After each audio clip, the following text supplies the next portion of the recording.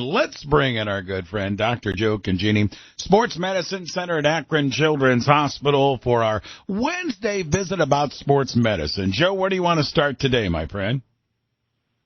Hey, Ray, it's a fun time of year for high school athletics and youth kids getting started in sports. But one of the things that I talk about all the time, sorry about if I'm a broken record through the years, you really can't assess how some treatment is working, research is working, without having a chance to look down the road a bit.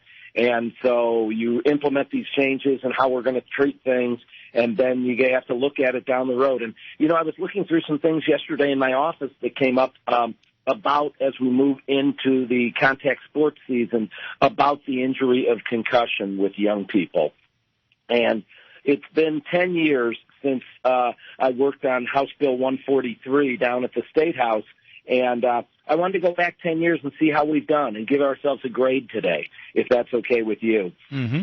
So in the fall of 2012, we started to get together, and I got a chance to go down and testify at the State House about concussion a little bit, and we were trying to get concussion legislation passed.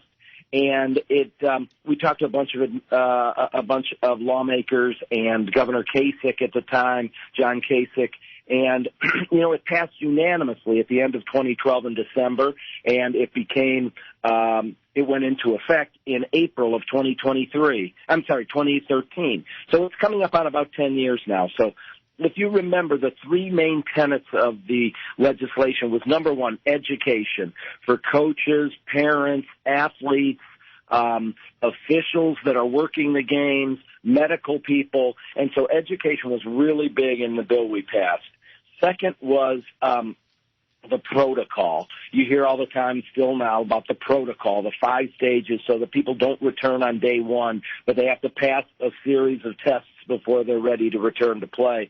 And the third part of it was there had to be some sort of medical clearance before return. So people didn't just say, hey, I feel a little better today, I'm going to play in this big game. They had to be cleared by someone with medical personnel. And so now as we've looked down the road of how has it worked, here's some of the positives I've seen, Ray, in the 10 years as we've gone from 2013 to 2022 this season, headed into 2023. Coaches, athletes, parents, they take concussion more seriously after this bill passed. I wasn't sure that was going to be the case, but they really are more updated on education about this condition, and I think they take it more seriously. Number two, the no return to play on the same day was so important. I mean, early in my career, the first half of my career, it was like the wild, wild west. I mean, people were out there playing when there was no way they should have been out there, and we knew something was wrong with these kids. And they would go back to return to play, and, hey, geez, we have to have this point guard or goalie or quarterback playing. And they were playing, and there's no return to play the same day. And number three, must be seen by medical personnel. And so with physicians working with certified athletic trainers, nurse practitioners, physical therapists, there's a real sense of collaboration about this injury in the last 10 years, and I'm really excited about that. That's been a good spin-off of this bill.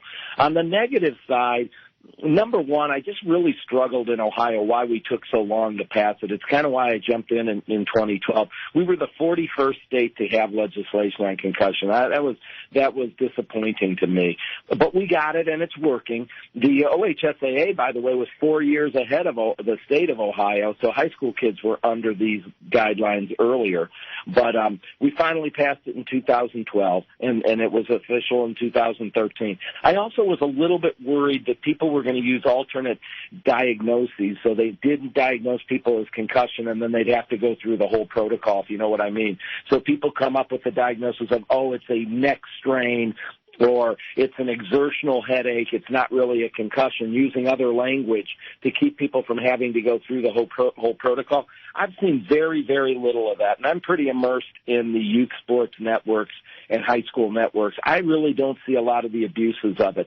So overall, Ray, I'm going to give the medical people that involved here a B+. I think we've done a pretty good job. You know, we don't hear as much talk anymore about doing away with contact sports, doing away with sports because of concussions. There's a long way to go, and that's why I'd say B+.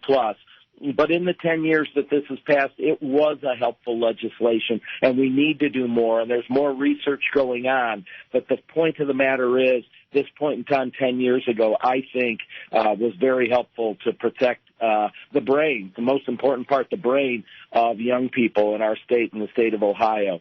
So overall, I think it's been a really good thing. Great report this morning, Joe, and a good update and very timely with this week kicking off fall sports. Thanks for the visit, my friend. Making time for us. I always do, Joe. Thank you. Thanks, Ray. Thanks a lot. Have a great week. You too, my friend. Dr. Joe Congini, Sports Medicine Center, Akron Children's Hospital, joining us live this morning.